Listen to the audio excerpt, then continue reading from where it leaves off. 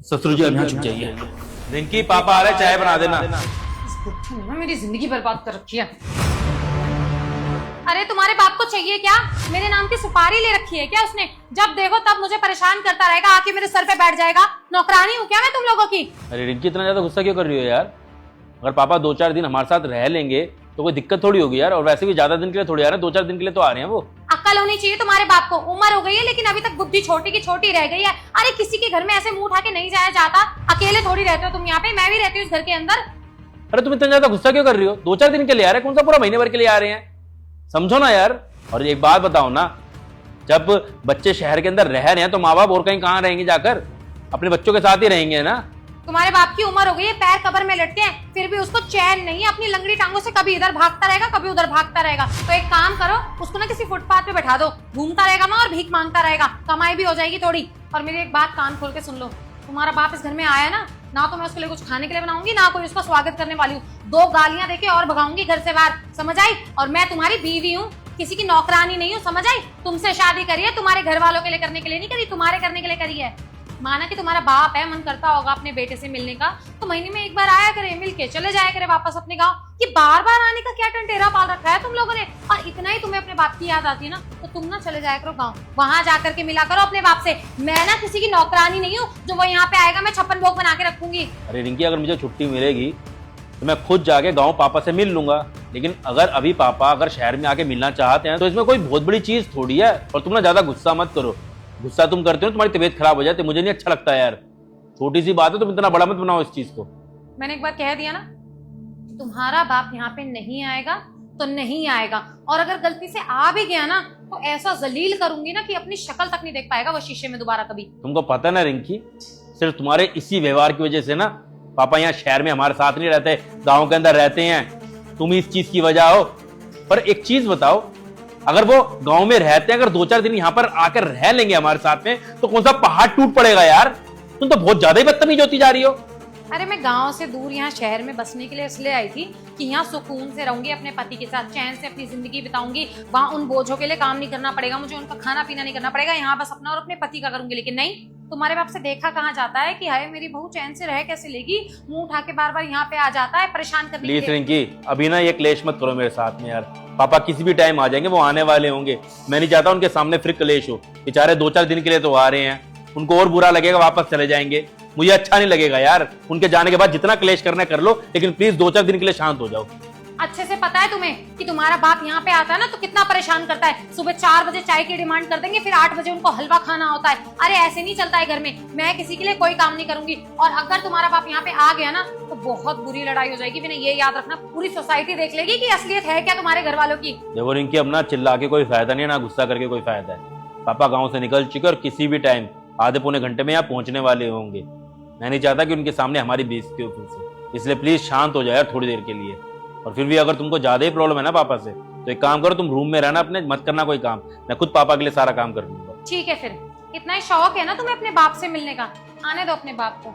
मैं देखती हूँ इस घर में तुम्हारा बाप रहेगा या मैं। वाह बेटा वाह, शाबाश। यही सब तो सिखाया है ना मैंने तुझे, है? पापा आप मतलब विनय, उतनी देर से जो तुम बात कर रहे थे पापा की, वो मेरे पापा के बारे में कर रहे थे अपने? नहीं देख लिया ससुर जी, आप मुझे कहते थे ना कि शादी से पहले मेरे माँ बाप मेरे साथ में रहते थे, अब क्यों नहीं रहते दामाद जी? तो देख लीजिए, उसकी वजह आपकी ये बेटी है। अगर ऐसा व्यवहार करेंगे तो कौन रहेगा मेरे साथ में फिर? और आज से पहले अगर मैं आपको बताता ना तो शायद हो सकता है एक बार को आपको विश्वास ना होता मेरी बात पर। लेकिन आज मैंने आपको प्रैक्टिकल दिखाया है कि कैसे ये लड़की एक बुजुर्ग आदमी के साथ में और औरत के साथ में इतनी बदतमीजी करती है कि उनको गाँव रहना पड़ता है, जबकि उनका बेटा शहर में रहता है, अच्छा खासा कमाता है। देख लो अपनी बेटी की करतूतें। क्या यही संस्कार दिए थे तुझे कि ससुराल में जाके अपने बाप की नाक कटवाए? नहीं पापा, आप मेरी बात। एक शब्द भी मुंह से निकालने की जरूरत नहीं है। अपनी इन्हीं आंखों से और इन्हीं कानों से सुना है मैंने। शादी से पहले तुझे क्या समझाया था मैंने, हैं? कि लड़की का असली घर उसका ससुराल होता है। और तुझे यह भी समझाया था कि अपने सास ससुर की इज्जत करना। और तू यहां पे ये गुल खिला रही है? अरे बेवकूफ, तेरी इन हरकतों से ना तेरा खुद का घर बर्बाद हो जाएगा। इसमें ना गलती इसकी नहीं है, गलती मेरी है। शायद मैं ही इसे सही से संस्कार नहीं दे पाया, इसकी गलती के लिए ना दामाद जी मैं आपके आगे हाथ जोड़ रहा हूं, माफ कर दीजिए इसे। देखिए ससुर जी, मेरे आगे हाथ मत जोड़िए प्लीज़। आप मेरे पिता के समान हैं। मैंने आपको यहाँ कोई बेइज्जत करने के लिए नहीं बुलाया। बस मैं आपको चाहता था कि आपको पता लगे कि आपकी बेटी का क्या व्यवहार है, कैसे इसकी आदतें हैं, कैसे ये मुझे और मेरे माँ बाप को टॉर्चर करती है। बाकी आपकी कोई गलती नहीं, आप प्लीज़ माफ़ी मत मांगिए मुझसे। और सच बात तो यही है ससुर जी, आज के ज़माने में ना अगर लड़का अपनी बीवी का साथ दे ना तो जोरू का गुलाम कहलाता है, और यही अगर माँ बाप का साथ दे तो ये कहते हैं कि अपनी माँ के पल्लू से बंधा हुआ है। लेकिन लड़के का दर्द कोई नहीं समझता। अरे कोई उस लड़के से भी तो पूछे ना कि वो किसके साथ रहना चाहता है। उस लड़के से कोई नहीं पूछता। और मैं बताऊं, वो लड़का अपने परिवार को समेट के रखना चाहता है, वो दोनों के साथ रहना चाहता है, वो नहीं चाहता उसका परिवार टूटे। लेकिन उस लड़के का दर्द कोई नहीं समझता। अब आप खुद ही सोचिए ना, जिस बेटे को उसके माँ बाप ने पेट काट काट के बड़ा किया, गरीबी के हाल में भी उसके ऊपर कभी किसी चीज की आंच नहीं आने दी, पढ़ा लिखा के इस काबिल बनाया कि वो सक्सेसफुल हो सके, और वो सक्सेसफुल होने के बाद में लड़का अपने माँ बाप को अपने साथ नहीं रख सकता, मेरा दर्द कौन समझेगा। इतना सपना था मेरा कि कामयाब होने के बाद में माँ बाप को साथ में रखूंगा, लेकिन आपकी ये बेटी उन्हें रखना तो दूर की बात, एक दो दिन के लिए भी यहाँ नहीं आने देती। सही कह रहे हैं दामाद जी।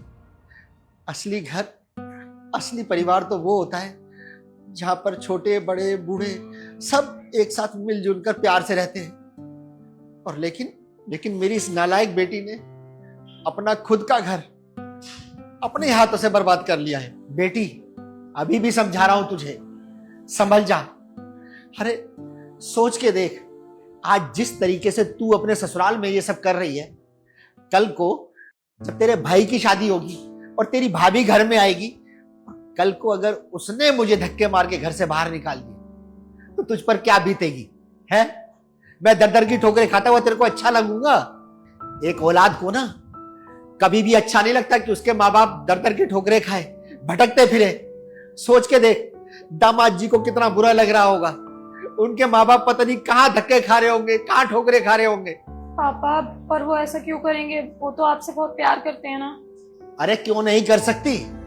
अरे जब तेरे को मैंने संस्कार दिए हैं और तू ऐसा कर रही है तो उसका तो पता ही क्या कि उसे संस्कार होंगे या नहीं होंगे। और एक चीज बता दूं, ये जो कर्म है ना, कर्म घूम फिर के आते हैं। जैसा तू दूसरों के माँ बाप के साथ करेगी ना, वैसे तेरे माँ बाप के साथ भी होगा। नहीं पापा, मैं आपको ऐसे लाचार नहीं देख पाऊंगी, वो भी तब जब सब कुछ मेरी वजह से हुआ है। हाँ, मुझे माफ कर दो, मैं दोबारा ऐसा कभी नहीं करूंगी। पापा please, I am really sorry. अरे माफी मुझसे मत मांग, माफी मांग दामाद जी से, जिनके माँ बाप को तूने घर से बाहर निकाला है। और मेरी सलाह माने ना, और अपने सास ससुर को फोन करके घर बुला, उनकी सेवा कर। असली स्वर्ग जो है ना, वो माँ बाप के चरणों में होता है, सास ससुर के चरणों में होता है। शादी के बाद एक लड़की के लिए उसके सास ससुर ही उसके माँ बाप होते हैं। I am so sorry.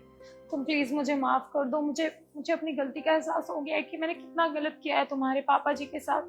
मैं शर्मिंदा हूँ अपनी हरकत के लिए, और मैं प्रॉमिस करती हूँ कि मैं ऐसा दोबारा कभी करूँगी भी नहीं। तुम बस प्लीज मुझे माफ करके मुझे एक मौका दे दो। मैं समझ गई हूँ विनय, दोबारा कभी तुम्हें शिकायत का मौका नहीं दूंगी। और हाँ, मम्मी पापा को मैं खुद फोन करके यहाँ बुलाऊंगी और पूरी सेवा करूंगी उनकी। मेरे से माफी मांग के कोई फायदा नहीं है रिंकी। मैं तुम्हें तभी माफ करूंगा जब तुम मेरे माँ बाप को फोन करके गांव से यहाँ शहर बुलाओगी। जाओ, अब चाय बना के लाओ। आओ पापा जी, बैठ लो। हाय गाइस, कैसे लगी आपको वीडियो? अभी हम इस वीडियो को हरियाणा में बैठ के बना रहे हैं, आप कौन से शहर में बैठ के इस वीडियो को देख रहे हैं जरूर बताना। हमें अच्छा लगता है जब हम आपके शहर का नाम पढ़ते हैं। और अगर आप इंडिया में नहीं रहते हैं, बाहर किसी कंट्री में बैठ के देख रहे हैं, तो भी जरूर बताना। इससे हमारे हौसले बढ़ते हैं जब हम देखते हैं कि इंडिया से बाहर भी लोग हमारी वीडियो देख रहे हैं। Bye bye, take care, love you, और वीडियो को शेयर जरूर करना।